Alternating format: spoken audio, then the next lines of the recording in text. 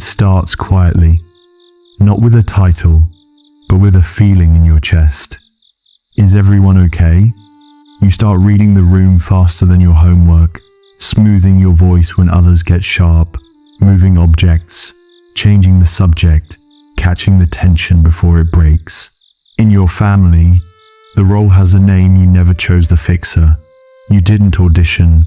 The room drafted you.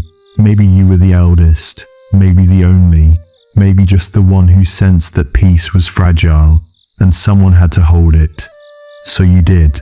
You packed lunches, kept secrets, sat between storms, made yourself small so the house could feel big enough for everyone else. Psychologists have a word for the childhood version of this: parentification. Sometimes it's instrumental. You take on adult tasks, translating life you shouldn't have to understand. Sometimes it's emotional. You become the buffer, the listener, the mood manager, the one who absorbs the weather so the walls don't shake. From the outside, that looks like impressive maturity. On the inside, your nervous system is working overtime. In unpredictable environments, the attachment system recalibrates for survival. Hypervigilance becomes home base. You scan faces for micro-expressions, rehearse every outcome, and learn a reflex called the Fawn response: appease, help, harmonize, because it keeps the peace. These are not flaws, they're intelligent adaptations. But adaptations write quiet rules.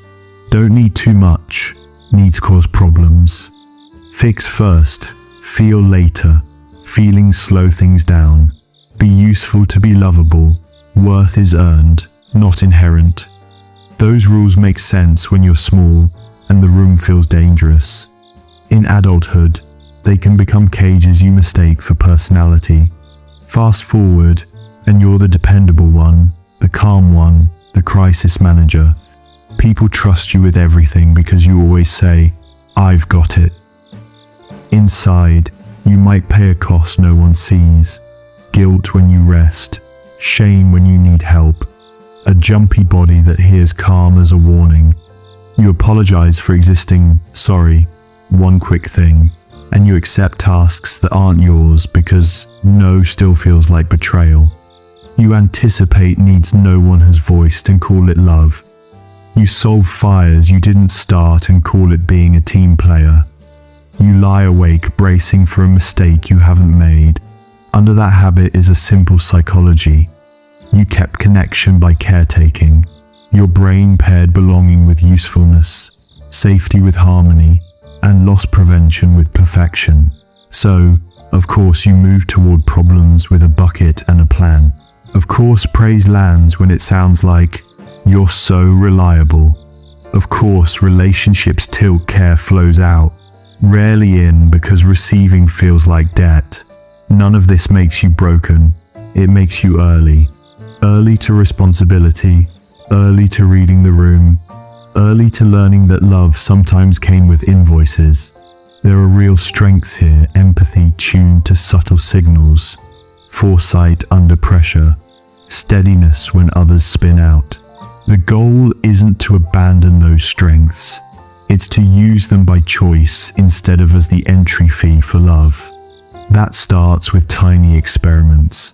When your body surges to jump in, add a 10-second pause and ask, is this mine, ours, or theirs?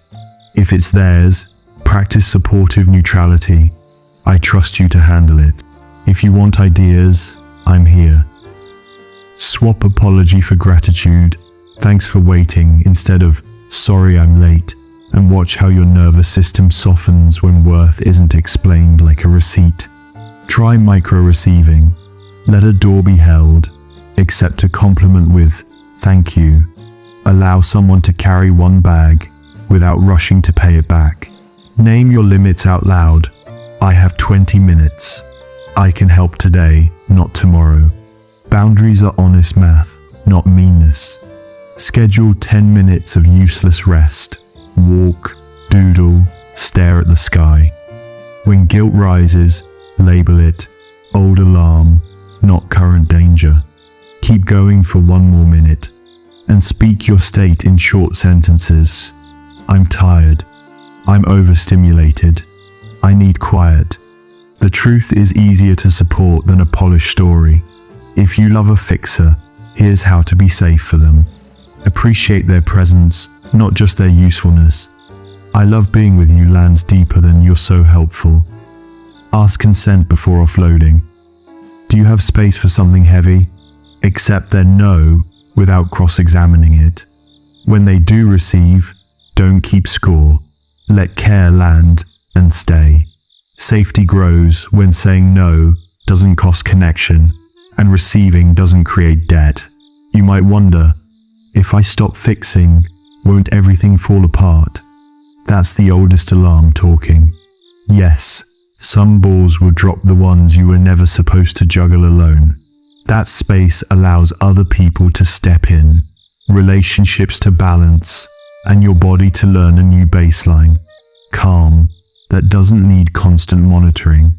The person you built to survive can learn a new job: guardian, not janitor, witness, not weather.